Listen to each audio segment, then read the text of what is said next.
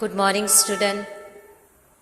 कक्षा 6 का आज हम सेकेंड चैप्टर देखेंगे। सेकेंड चैप्टर का नाम है अनूठे इंसान।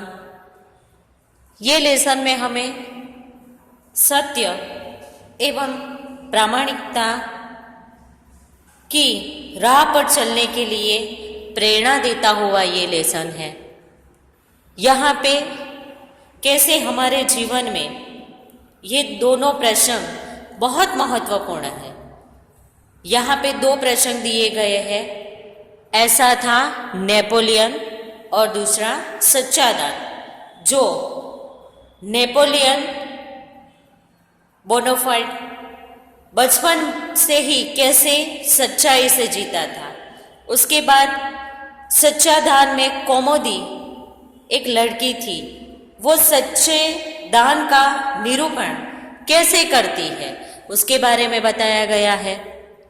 तो इस इकाई में दो प्रसंग है।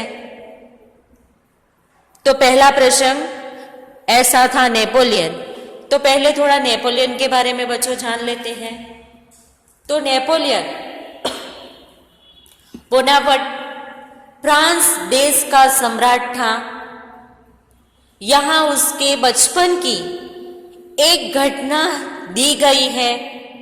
इस घटना से पता चलता है कि सच्चाई का डर कर सामना करने का गुण उसमें बचपन से ही था। वह झूठ बोलकर अपनी गलती नहीं छिपाता था।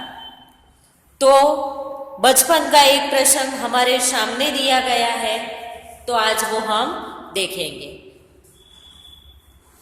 नेपोलियन जब छोटा बालक था तभी से वो सत्यवादी था।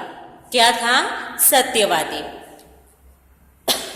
एक दिन वह अपनी बहन इलाइजा के साथ आंख मिचोली खेल रहा था। इलाइजा छिपी थी और नेपोलियन उसे ढूंढने के लिए इधर उधर दौड़ रहा था। अचानक वह एक लड़की से जा टकराया। लड़की अमरूद बेचने के लिए जा रही थी। नेपोलियन के टकराने से उसकी टोकरी नीचे गिर पड़ी। कीचड़ होने के कारण उसके सारे अमरूद खराब हो गए। वह रोती हुई कहने लगी, अब मां को मैं क्या जवाब दूंगी। लड़की घबरा गई क्योंकि उसके सारे अमरूद खराब हो गए थे। इलाइजा कहने लगी, चलो भैया हम यहां से भाग चले। नहीं बहन, हमारे कारण ही तो इसकी हानि हुई है। यह कहकर नेपोलियन ने जब जेब में से रखे 3 छोटे सिक्के उस लड़की को देकर कहा, बहन मेरे पास 3 ही सिक्के हैं, तुम उन्हें ले लो। इन 3 सिक्कों से क्या होगा? मेरी माँ मुझे बहुत मारेगी। लड़की ने कहा, अच्छा तो तुम हमारे साथ घर चलो, हम तुम्हें अपनी माँ से और पैसे दिलवा देंगे।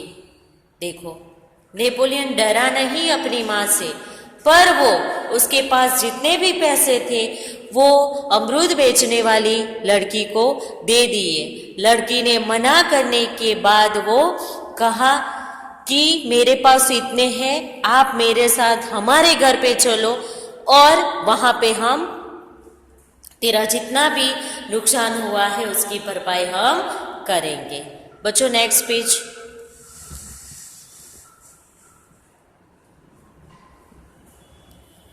इस पर इलाइजा ने नेपोलियन से कहा, भैया इसे घर ले चलोगे तो मां नाराज होगी। नेपोलियन नहीं माना। वह उस लड़की को अपने साथ घर ले गया। मां को घटना की जानकारी देकर वह बोला, मां आप मुझे जो जेब खर्च देती है उसमें से इस लड़की को पैसे दे दीजिए। देखो क्या किया नेपोलियन ने कि माँ मुझे महीने का जेब खर्च जो आप देते हैं तो वो मुझे आप क्या करो, उसी में से ये लड़की को आप दे दीजिए। ठीक है, मैं तुम्हारी सच्चाई से खुश हूं, मगर याद रखना अब तुम्हें 1 महीने तक जेब खर्च के लिए कुछ भी नहीं मिलेगा। माँ ने कहा ठीक है माँ। नेपोलियन से हंसते हुए कहा। माँ ने उस लड़की को 2 बड़े सिक्के दिए। वह खुशी खुशी घर लौट गई। नेपोलियन को धक्का देने की सजा तो मिली, परंतु सत्य के पथ पर चलने के कारण उसे यह सजा भुगतने में अद्भुत आनंद आया। वास्तव में नेपोलियन सच्चाई के पथ पर चलने वाला इंसान था। बचपन से ही उसे खुद पर दृढ़ विश्वास था और दृढ़ इच्छा शक्ति भी। तो ये है नेपोलियन की कहानी बचपन की, जो हमें प्रेरणा देती है कि कैसे सत्य और प्रामाणिकता से हमें जीना चाहिए। हमें कभी भी झूठ बोलना नहीं चाहिए। इकाई का दूसरा प्रश्न है सच्चा दान। सच्चा दान में अपने देश के सबको प्रेम होता है ना। अपने देश की आजादी और उसकी सम्मान के लिए देशभक्त लोग अपना सर्वस्व भी देने के लिए तैयार हो जाते हैं। वैसे ही यहाँ पे महात्मा गांधी की उपस्थिति में देश के लिए सर्वस्व त्याग करने वाली एक लड़की के बारे में बताया गया है। वो लड़की का नाम है कौमुदी। बराबर। तो बच्चों आज हम उसी प्रसंग के बारे में देखेंगे। मालबार केरल की बात है, याद रखना। वहां बडगरा नाम के एक गांव में सभा का आयोजन किया गया। गांधी जी ने अपने भाषण में सभा में उपस्थित सभी बहनों से जवेरों माने सोना चांदी की भीख मांगी। बहुत सी वस्तुएं भेंट में। बच्चों नेक्स्ट पेज।